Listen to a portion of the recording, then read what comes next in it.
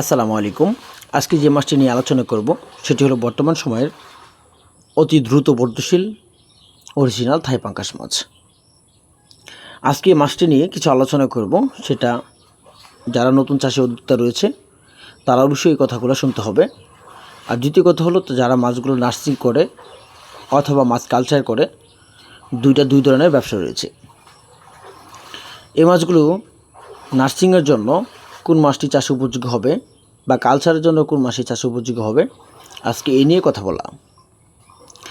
কোনো চাষি যদি থাই জাতীয় পাঙ্গাস মাছের পোনা কালচার করতে চাই, তাদের মিনিমাম মাছের পোনাগুলো সংরক্ষণ করতে হবে 3 ইঞ্চির ওভার যেগুলো আছে, 4 থেকে 5 ইঞ্চি বা তার থেকে বড় যেগুলো 8টা থেকে 10টা কেজিতে, 20টা থেকে 25টা, তাদের জন্য হবে কালচার করার জন্য ওই মাছ।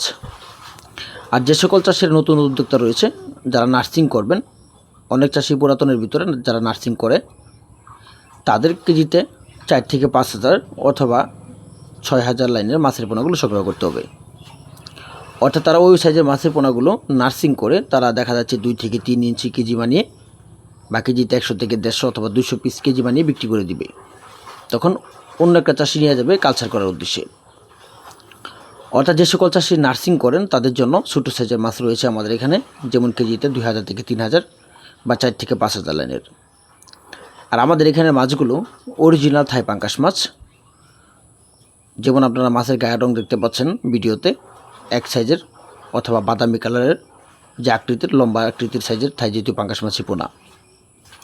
অথবা কালচার করার জন্য অথবা নার্সিং করার জন্য যে সকল চাষিরা অরিজিনাল থাই পাঙ্গাস মাছের পোনা খুঁজছেন, যেগুলো 5 থেকে 6 মাসের 1.5 কেজি প্লাস 2 কেজি ওজন হয়, এই মাছের পোনাগুলো আপনারা আমাদের স্ক্রিনে থাকা নাম্বার সংগ্রহ করতে পারেন।